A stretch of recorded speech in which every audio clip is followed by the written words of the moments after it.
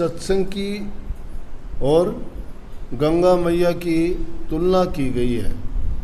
इसीलिए सत्संग को भी गंगा की धार बताया गया है कि जिस प्रकार से गंगा में स्नान करने से पाप धुल जाते हैं, वो तो वहाँ चल के जाना पड़ता है, लेकिन सत्संग में जाने से और सत्संग के सुनने से भी गंगा मैया की तरह से ही सत्संग की धार में नहाने से भी उसी तरह से पवित्र हो जाते हैं, पाप कटते हैं, उस आदमी के खोटे कर्म से निजात मिलती है और जीव की मुक्ति होती है।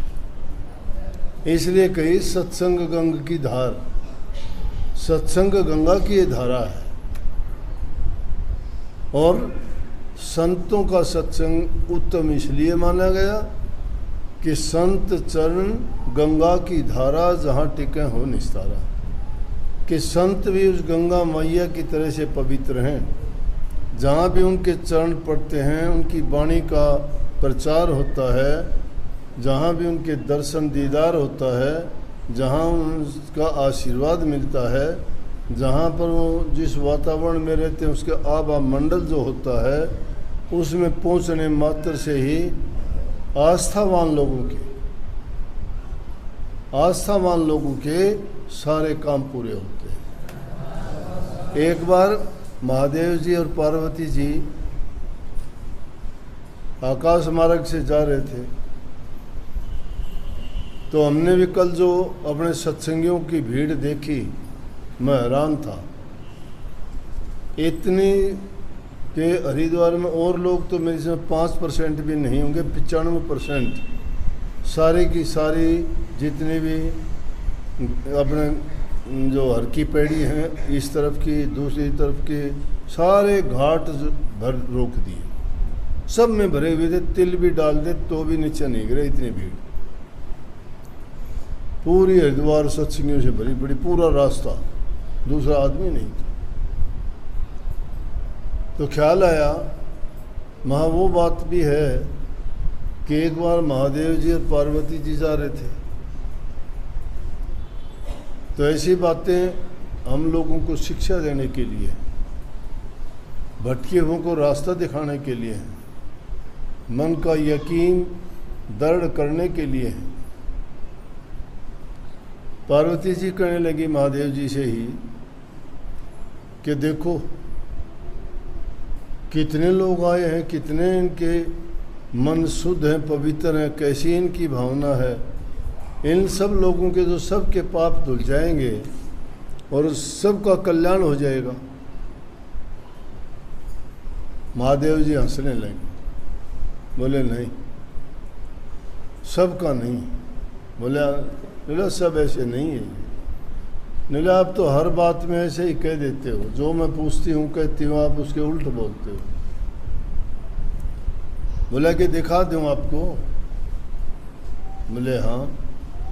बोला ये लोग मेला समझ के आए हैं, कुछ लोग देखा देखी करके आए हैं।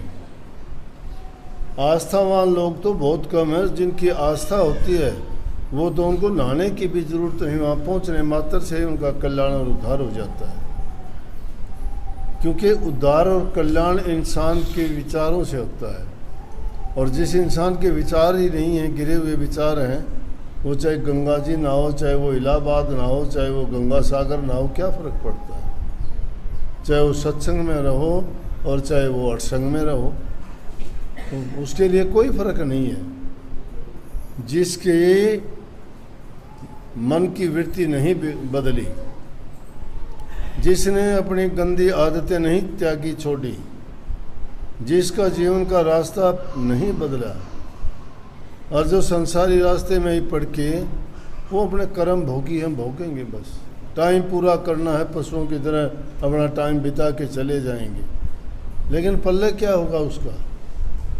रोटी तो पेट तो हर जीव भरता है, सब भरते हैं। जिस इंसान के पास अच्छे विचार नहीं, नेकी नहीं, प्रेम नहीं, सेवा भाव नहीं, उसके हृदय में कोई दया नहीं किसी के प्रति, ऐसे दुष्टों का उद्धार कैसे हो? कहने लगे महादेव जी कि सभी लोग ऐसे नहीं हैं, जिनकी आस्था होगी उन्हीं का कल्याण होगा। बोले तो इसमें आस्था वाले नहीं हैं। बोला कि अभी दिखा दो। बोले हाँ चलो। दिखाया। वो तो महादेव जी तो अपने आदमी का रूप धार के और बेहोश होके गिर के जैसे मर गया। पार्वती जी ये बोले कि एक बुढ़िया बन गई और बुढ़िया बन के न कहने लगे अरे भाई कोई हमारी मदद करो, ये बीमार हो गया, इसको दिक्कत होगी, मेरा घरवाला है, मैं चल नहीं सकती, इसको कैसे उठाऊं। के सब पास से गुजरते रहे कि भाई कैसे इसको हाथ लगाए जो पवित्र हो, जिसका शुद्ध मन हो, जिसने कभी पाप न किया। तो वो इसको हाथ लगा के अगर कर दे तो ये ठीक हो जाएगा और गंगा जी तक चला जाएगा। अब सब लोग सुन के चलते रहे, जाते रहे, किसी ने ध्यान ही नहीं। ध्यान क्यों नहीं दिया कि सब न बना पार्टी टोला कि भाई ये तो गलत हो जाएगा, कि हमने कुछ ऐसा नेक काम कर भी नहीं रखा। इतनी देर में एक आदमी जो आस्थावान था वो आके कहने लगा माता जी 2 मिनट रुक जा, मैं आया। बोले क्या करेगा भाई 2 मिनट में? बोले मैं गंगा जी में एक बार नहा के आ जाता हूँ। फिर बोला नहाने से क्या होगा कि अभी मैं अपवित्र हूँ, गंगा जी में नहाऊंगा, मेरे सारे पाप धुल जाएंगे, फिर आकर मैं मदद करूँगा। महादेव जी कहने लगे देख लिया, ये आदमी है विश्वास वाला कि गंगा में स्नान करने से मेरे सारे पाप धुल जाएंगे। और कोई आदमी कहने वाला मिला के तो ये भीड़ इकट्ठी इसलिए हो जाती है।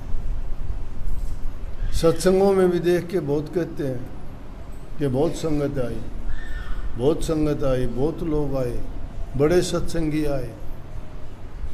मैं कहता हूँ सत्संगी तो थोड़े बहुत हो जाएं तो ही बहुत है, सत्संगी तो नहीं होते। सत्संगी तो कहाँ होंगे? घरों की हालत देख लो तुम्हारी। तुम 2 आदमी हो, तुम्हारा 2 का ही आपस में मेल जोल नहीं है, पति पत्नी का नहीं है। दूसरों का तो तुम क्या करोगे, अपना ही नहीं कर सकते कुछ। तुम्हारी औलाद तुम्हारे कहीं की नहीं है, तुम कुछ करते हो वो कुछ करते हैं। सत्संग और संतों की महिमा तो ये है, सत्संग का प्रसाद भी अगर किसी के भीतर चला जाए तो उसके विचार पवित्र हो जाने चाहिए। तुम रात दिन भर के पेट खाते हो, बदले क्या दे विचार।